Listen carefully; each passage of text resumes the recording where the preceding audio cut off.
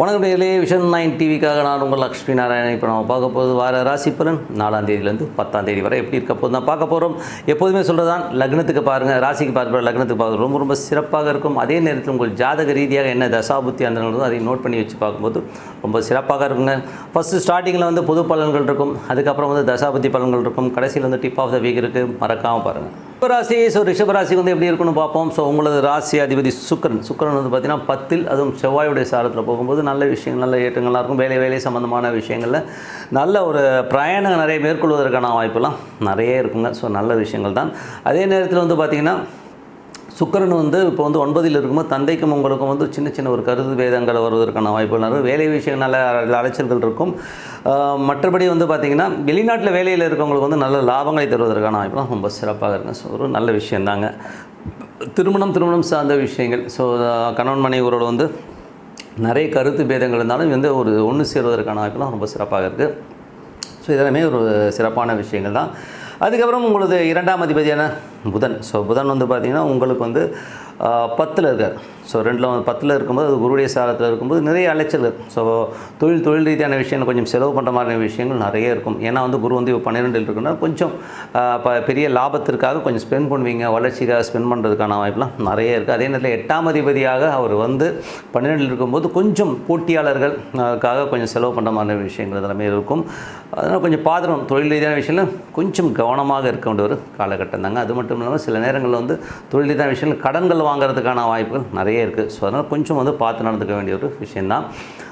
ஏன்னா வந்து புதன் வந்து போகிறதும் ராகுடைய சாரத்தில் இருக்கும்போது லாபங்களும் நடைமுறையில் வர மாதிரி இருந்தாலும் அந்த லாபத்து வேணுங்கிறதுக்காக திருப்பி நம்ம செலவு பண்ணுற மாதிரி விஷயங்கள் நிறைய பண்ணிவிடும். லாபங்களுக்கு வரும், பட் ஃப்யூச்சரில் ஒரு மாதிரி இப்போ வந்து கொஞ்சம் இந்த கடன்கள் அதிகமாக வாங்கிறதுக்கான நிர்பந்தங்கள் ஏற்படுத்துவதற்கான நிறைய இருக்குது. குடும்பத்திற்காகவும் வருங்காலத்திற்கான ஒரு பணத்திற்காகவும் நிறைய விஷயங்கள் கண்டிப்பாக பண்ணுவாங்க. 3ஆம் அதிபதி சந்திரன் வந்து நல்ல ரீதியில் இருக்கும்போதுனா கொஞ்சம் வந்து வாரத்தின் முற்பகுதியில் வந்து பார்த்திங்கன்னா ஒரு திங்கள் செவ்வாயில் கொஞ்சம் சின்ன ஸ்ட்ரெஸ்ஸு, ஒரு மனபயங்கள் வந்து போகிறதுக்கான வாய்ப்புகள் இருக்குது. அதுக்கப்புறம் பார்த்திங்கன்னா எல்லாமே சிறப்பான விஷயங்கள், ஒரு அடுத்தடுத்த லெவலில் வந்து முன்னேற்றங்கள் வருவதற்கான வாய்ப்பு ரொம்ப நல்லா இருக்குது. நல்ல ஏற்றங்கள், நல்ல மாற்றங்கள் வருவதற்கான வாய்ப்பும் ரொம்ப சிறப்பாக இருக்குங்க. அதுக்கப்புறம் பார்க்கும்போது உங்களுக்கு 4ஆம் அதிபதினா சூரியன். 4ஆம் அதிபதி சூரியன் வந்து 10ல் இருக்கிறது ரொம்ப நல்ல ஒரு ஏற்றங்கள், நல்ல லாபங்கள், நல்ல ஒரு வளர்ச்சியை கொடுப்பதற்கான வாய்ப்புலாம் ரொம்ப சிறப்பாக இருக்குங்க. அதுவும் பார்த்திங்கன்னா நிலபுலங்கள் சார்ந்த விஷயங்கள்லாம் வந்து பெரிய வருமானங்கள் வருவதற்கான வாய்ப்புலாம் ரொம்ப நல்லாவே இருக்குது. அதுவும் சூரியன் வந்து ராகுடைய சாரத்தில் வந்து பெருத்த லாபங்களை கண்டிப்பாக எதிர்பார்க்கலாம். நிலபுலன்கள், ரியல் எஸ்டேட், வண்டி வாகனங்கள் வியாபாரம் பண்ணுறவங்களுக்குலாம் வந்து பெரிய லாபங்கள் வருவதற்கான வாய்ப்புலாம் நல்லாயிருக்கு. அதுவும் ஆரம்ப கல்வியில் படிச்சுட்டு இருக்க பசங்களுக்கெல்லாம் வந்து நல்ல பேப்பர்ஸ்லாம், ஒரு 10th ஸ்டாண்டர்ட் பசங்களாம் வந்து பேப்பர்ஸ்லாம் கொஞ்சம் ஈஸியாகி நல்ல ஒரு சூப்பராக எழுதுறதுக்கான வாய்ப்புலாம் ரொம்ப சிறப்பாக இருக்குங்க. மற்றபடி வந்து பார்த்திங்கன்னா 5ஆம் அதிபதி 5ஆம் அதிபதியான புதன் 5ஆம் அதிபதி புதன் வந்து 10ல் இருக்கும்போது தொழில் ரீதியான விஷயம் ரொம்ப கவனமாக இருக்கணும். குழந்தைகள் விஷயங்கள் ரொம்ப சிறப்பாக இருந்தால் தொழில் ரீதியான விஷயங்கள், இன்வெஸ்ட்மெண்ட் சம்மந்தமான விஷயம் கொஞ்சம் கவனமாக இருக்க வேண்டிய ஒரு காலகட்டம். பெருத்த லாபங்கள் வர்றது ஓகே, பட் இருந்தாலும் கொஞ்சம் ஸ்ட்ரெஸ் இருக்குன்னா கண்டிப்பாக ஸ்ட்ரெஸ் வருவதற்கான ரொம்ப கவனமாக இருக்கணும். அதுக்கப்புறம் பார்க்கும்போது உங்களுக்கு 6ஆம் அதிபதியான சுக்கிரன் வந்து பார்த்திங்கன்னா உங்களுக்கு வந்து 9ல் இருக்கும்போது நல்ல ஒரு வெளிநாட்டில் வேலை பார்ப்பவர்களுக்கு வந்து நல்ல லாபங்கள் வருது, பெருத்த வருமானங்கள் வருவதற்கான ரொம்ப சிறப்பாக இருக்குது. தந்தை சார்ந்த விஷயங்கள் வந்து பார்த்திங்கன்னா அப்பாவுடைய விஷயங்கள் வந்து கொஞ்சம் அப்பாவுக்கு உடம்பு சரியில்லாமல் போகலாம். அது கொஞ்சம் ட்ரீட்மெண்ட் சில பேருக்கு தேவைப்படுவதற்கான இதெல்லாம் இருக்குது. மற்றபடி எல்லாமே சிறப்பாக நடக்கும், ஒன்றும் பெரிய ப்ராப்ளம் வராதுங்க. அதுக்கப்புறம் 7ஆம் அதிபதியான செவ்வாயும் பார்த்திங்கன்னா உங்களுக்கு வந்து செவ்வாயோட சாரத்திலே போகும்போது திருமணம் சார்ந்த உறவுகள், திருமணம் சார்ந்த விஷயங்கள் வந்து ஈடுபடும்போது கண்டிப்பாக வந்து அந்த பெண்ணு கிடைக்கிறது, ஒரு சுப நிகழ்ச்சி நடத்துவதற்கான வாய்ப்புலாம் ரொம்ப சிறப்பாக இருக்குது. அது ஒரு நல்ல விஷயம் தாங்க. அதுவும் நல்ல ஒரு பாப்புலாரிட்டி, நல்ல பெயர் புகழ் கிடைப்பதற்கான வாய்ப்புலாம் ரொம்ப சிறப்பாக இருக்குது. 8ஆம் அதிபதியான குரு.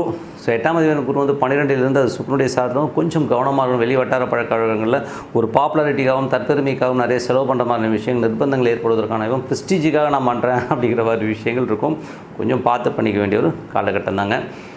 9ஆம் அதிபதினா சனி வந்து 10ல் இருக்கும்போது தொழில் ரீதியான விஷயங்கள் நல்ல ஏற்றங்கள் கிடைக்கும், கொஞ்சம் அலைச்சல் இருக்கும், பிரயாணங்கள் நிறைய மேற்கொள்வதற்கான வாய்ப்புலாம் நல்லா இருக்குது. பெரிய லாபங்கள் அள்ளி தருவதற்கான வாய்ப்பு, தொழில் ரீதியான விஷயங்கள் பெரிய லாபங்கள் வருவதற்கான வாய்ப்பு ரொம்ப சிறப்பாக இருக்குது.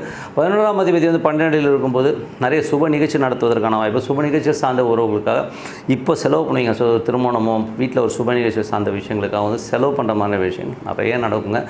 நல்ல விஷயங்கள் நல்ல மாற்றம்னா சிறப்பாக இருக்குங்க. இப்போ வந்து தசாபுத்தி பலன்கள் எப்படி இருக்குன்னு பார்ப்போம். தசாபுத்தி பலன் காலங்கள் வந்து ரிஷப லக்னம் சூரிய தசாபுத்தி அந்தரங்கள் எப்படி இருக்குன்னா சிறப்பான பலன்களை கொடுக்குதுங்க. யாருக்கெல்லாம் வந்து ரிஷப லக்னம் சூரிய தசாபுத்தி அந்தரம் இருக்குதோ அது வந்து சூரியன் ராகுடைய சாரத்தில் போகும்போது பெரிய லாபங்களையும் பெரிய வெற்றிகளையும் கொடுக்கும். அது இப்போ குருவுடைய சாரத்தில் போகும்போது பெரிய ஒரு லாபங்களை கொடுக்கும். பட் இருந்தாலும் சுப செலவுகள் வருவதற்கான வாய்ப்பு கண்டிப்பாக இருக்குங்க. ஸோ மற்றபடி எல்லாமே சிறப்பு தான்.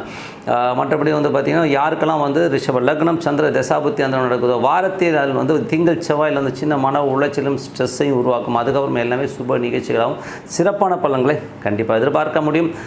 மிதுன லக்னம் அதில் வந்து ரிஷப லக்னம் புதன் தசாபுத்தி அந்தரங்கள் எப்படி இருக்குன்னு பார்ப்போம். ஸோ புதன் வந்து பார்த்திங்கன்னா உங்களுக்கு 10ல் இருந்து அது வந்து பார்த்திங்கன்னா உங்களுக்கு குருவுடைய சாரத்தில் போகின்ற ஒரு காலகட்டத்தில் வந்து பார்த்திங்கன்னா என்ன மாதிரி விஷயங்கள் குழந்தைகளுக்காக நிறைய செலவு பண்ணுற மாதிரி விஷயங்கள் நிறைய இருக்குங்க. பட் ஆனால் குழந்தைகள் அடுத்த கட்டத்துக்கு முன்னேறுவதை பார்த்து ரொம்ப சிறப்பாக இருக்கும். தொழில் ரீதியான விஷயங்கள் கொஞ்சம் கவனம் தேவை. ஏன்னா வந்து 5ஆம் அதிபதி பத்திலும் தொழிலில் வந்து ரொம்ப கவனமாக இருக்கணும். யாராச்சும் பேராசை காட்டுவதற்கான வாய்ப்பு அதுக்காக ஏதாவது காசு அள்ளி கொடுத்து இவன் பண்ணி கொடுத்துருவான் அவன் பண்ணி கொடுத்துறான்னு மாட்டிக்கிறதுக்கான கொஞ்சம் கவனமாக இருக்க வேண்டிய ஒரு காலகட்டங்க. அதுக்கப்புறம் ரிஷப லக்னம் கேது தசை எப்படி இருக்குன்னு பார்ப்போம். ஸோ கேது தசாபுத்தி வந்து பார்த்திங்கன்னா 5ல் வந்து அதுவும் சந்திரனுடைய சாரத்தில் போகும்போது நிறைய அலைச்சல்கள் இருக்கும். குழந்தைகளோட விஷயங்கள் குழந்தைகளோட வளர்ச்சிக்காக நிறைய ஸ்பெண்ட் பண்ணுற மாதிரி விஷயங்கள் கலைஞர்களுக்கு வந்து பெருத்த லாபங்கள் வருவதற்கான ரொம்ப சிறப்பாக இருக்கும். ஸோ அது ஒரு நல்ல விஷயம் தாங்க. அதுக்கப்புறம் ரிஷப லக்னம் சுக்கிர தசாபுத்தி அந்தரங்கள் எப்படி இருக்குன்னு பார்ப்போம். ஸோ சுக்கிர தசாபுத்தி அந்தரங்கள் வந்து பார்த்திங்கன்னா உங்களுக்கு வந்து 1 6ஆம் அதிபதி உங்களுக்கு 9ல் இருக்கும்போது வெளிநாடு வெளி மாநிலங்களில் வேலை பார்க்கணும் சிறப்பான பலன்களை கண்டிப்பாக எதிர்பார்க்கலாம். சுப நிகழ்ச்சிகள் வந்து வெளி மாநிலங்களுக்கு சென்று பொண்ணு பார்க்குறது பையன் பார்க்குறது இந்த மாதிரி விஷயங்கள் சுப நிகழ்ச்சி சார்ந்த விஷயங்கள் நடப்பதற்கான ரொம்ப சிறப்பாக இருக்குங்க. ஸோ நல்ல விஷயங்கள் நல்ல மாற்றங்கள்லாம் வரணும்னா பிரார்த்தனை ரொம்ப ரொம்ப அவசியங்க. ஸோ மனதார இறைவனை பிரார்த்தனை பண்ணும்போது கண்டிப்பாக அடுத்த லெவல் போகிறதுக்கான ரொம்ப சிறப்பாக இருக்குங்க. ஸோ டிப் ஆஃப் த வீக்கில் நம்ம என்ன பார்க்க போகிறோம் அப்படின்னு பார்த்தோம்னா ஸோ பரிகாரம். ஸோ பரிகாரத்தில் வந்து பார்த்திங்கன்னா நிறைய பேர் வந்து பரிகாரம் இருக்குன்றாங்க இல்லைன்றாங்க. இருக்குன்றீங்களா இல்லைன்றீங்களா அப்படிங்கிறத வந்து நிறைய பேர் சொல்கிறீங்க. ஸோ இதை பார்க்கும்போது பரிகாரம் இருக்குது, ஆனால் எல்லாருக்குமே இருக்காங்கிறது வந்து ஒரு டவுட் இருக்குங்க. நிறைய பேர் வந்து பார்த்திங்கன்னா ஒரு ஜாதகத்தை பார்த்துட்டு அப்படியே வந்து ஒரு ப்ரிஸ்கிரிப்ஷன் எழுதுகிற மாதிரி டாக்டர் ப்ரிஸ்கிரிப்ஷன் எழுதுகிற மாதிரி சவசரசான்னு எழுதிட்டு போயிடறாங்க. ஸோ அந்த மாதிரி கிடையாது. ஸோ ப்ரிஸ்கிரிப்ஷன் மாதிரி எழுத முடியாது. அதனால் வந்து மேஜராக என்ன பார்க்கணும் அப்படின்னும்போது ஒரு கிரகமோ ஒரு பாவமோ வந்து நம்ம வந்து ஒரு பரிகாரம் பண்ணுறோம். உதாரணத்துக்கு வந்து ஒரு 7ஆம் பாவம் 7ஆம் பாவத்துக்கான பரிகாரங்கள் போடும்போது அந்த பாவத்தில் செவ்வாயோ இல்லை அஷ்டமாதிபதியோ உட்காந்துருந்தா அந்த பரிகாரம் பலிக்காதுங்க. ஸோ அது வந்து தோஷங்களை அதிகப்படுத்தணுங்கிறது தான் உண்மையான விஷயம். ஸோ அது வந்து முதல்ல மெயினாக பார்க்கணும். 8ஆம் அதிபதி மட்டும் இல்லாமல் செவ்வாயும் அங்கே உட்காந்துச்சுன்னு வைங்களேன், கண்டிப்பாக அந்த பரிகாரம் பண்ணக்கூடாதுங்க. ஸோ அந்த மாதிரி பண்ணும்போது தான் நிறைய பேர் பார்த்திங்கன்னா பரிகாரம் பண்ணிட்டு வரும்போது ஆக்சிடென்ட் ஆகுறது, வண்டி இதாகிறது, நிறைய ப்ராப்ளங்களை ஃபேஸ் பண்ணுறது இந்த மாதிரி ஜாதகங்கள் தான் பண்ணிட்டு வருதுங்க. சரிங்க, அப்படின்னா கர்மான்றது இதெல்லாம் உண்மையாங்கன்னா கண்டிப்பாக உண்மைங்க. சில கர்மாக்கள் வந்து நம்ம தீர்க்கவே முடியாது. வாழ்ந்து நம்ம அனுபவித்து தீர்க்க வேண்டிய கர்மாக்கள் தான் இதெல்லாம். ஸோ 8ஆம் அதிபதியோ செவ்வாயோ வந்து தொடர்பு இருந்ததுன்னா அவன் வந்து அனுபவித்து இந்த பரிகாரம்லாம் கிடையாது. அது வந்து நான் அனுபவித்து தீர்க்க வேண்டிய ஒரு கர்மா தான் இல்லையா, இதுலேருந்து எஸ்கேப் ஆக முடியாதுன்றது தான் உண்மையான விஷயம். அப்போது இதுக்கான ரெமெடி எப்படி இருக்குது அப்படின்னு சொல்லும்போது கர்மா தாங்க. ஸோ கர்மா தியரியில் வந்து சில விஷயங்கள் பண்ணலாம். இது வந்து எப்படின்னா பிரார்த்தனை. ஸோ நல்ல ஒரு பிரார்த்தனை பண்ணும்போது பார்த்திங்கன்னா உங்களுக்கு வந்து அந்த கர்மா வந்து ஃப்ரீ ஆகுங்க. ஸோ அது ஒரு விஷயம். 2வது விஷயம் வந்து பார்த்திங்கன்னா இப்போ உதாரணத்துக்கு சொல்லப்போனால் நம்ம பிறக்கும்போது ஒருத்தர் வந்து சந்திரன் வந்து அஸ்வதி நட்சத்திரத்தில் வந்து ஒருத்தர் பிறந்திருக்கார். ஸோ அவருடைய கர்மா என்னென்னு பார்த்தீங்கன்னா சூரியனுடைய கர்மா வருது. ஸோ சூரியனோட கர்மானும் போது நீங்கள் அவர் அந்த அஸ்வதி நட்சத்திரத்தில் பிறந்தவர்களுடைய நீங்கள் லைஃப் எடுத்து பார்த்தீங்கன்னா தந்தையால் வந்து பெருசாக பாதிக்கப்பட்டிருப்பாங்க. எதுக்கு சொல்கிறேன், இந்த உதாரணத்துக்காக சொன்னேன். தந்தையினால் அதிகமாக பாதிக்கப்பட்டவர்களாக கண்டிப்பாக இருப்பாங்க. அதே மாதிரி வந்து பார்த்திங்கன்னா ஏன்னா அந்த சூரியன் பாவம் வந்து கர்மாவாக வரும்போது அந்த ஏதாவது ஒரு ரூபத்தில் அப்பா ரொம்ப பாசமானவர் தான் இருந்திருப்பார். ஆனால் அந்த பாசமே இவங்களை வந்து கண்டிப்பாக வந்து கவுத்து விட்ருக்கும். ஒரு லெவலில் வந்து அவங்க சொல்லியிருப்பாங்க, அப்பா உன்னால் தான்ப்பா நான் ரொம்ப கஷ்டப்பட்டேன் அப்படிங்கிற லெவலில் கொண்டு வந்து விட்ருங்க. அது ஒரு விஷயம். அதுக்கப்புறம் பார்த்திங்கன்னா யாரெல்லாம் அஸ்வதி நட்சத்திரத்தில் இருக்கணும் நிறைய அபார்ட் இருக்கும் அந்த ஃபேமிலியில். ஸோ அஸ்வதி நட்சத்திரத்தில் இருக்கவங்களுடைய அஸ்வதி நட்சத்திரம்னும் போதே கண்டிப்பாக வந்து அஸ்வதியாக இருந்தாலும் சரி அஸ்வினி ரெண்டுமே ஒன்று தான் சொல்கிறேன். ஸோ அதில் வந்து நிறைய அபார்ஷன்ஸ் இருக்கும். ஸோ இதெல்லாம் வந்து நீங்கள் ஒரு கணக்கில் எடுத்து பாருங்கள், கண்டிப்பாக இது கனெக்ட் ஆகும். இப்போ இது கனெக்ட் ஆகுதுன்னா அப்போ கர்மா இருக்கிறது உண்மைதான் என்ன.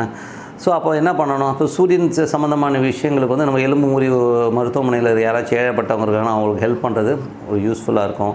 அப்பா வயதை ஒத்தவர்களுக்கு கண்ணு தெரியாதவங்க, அதாவது அப்பா வயது ரொம்ப வயசானவங்களாக இருக்கலாம், அவங்களுக்கு ஒரு கண்ணாடி வாங்கி கொடுக்குறது, சிகிச்சை கொடுக்குறது, இந்த மாதிரி விஷயங்கள்லாம் பண்ணும்போது பண்ணி தான் இந்த கர்மாவை சரி பண்ண முடியுமே ஒழிய ஒரு யாகங்களோ ஹோமங்களோ பண்ணும்போது இதெல்லாம் கிளியர் ஆகணும் அப்படிலாம் போகாது.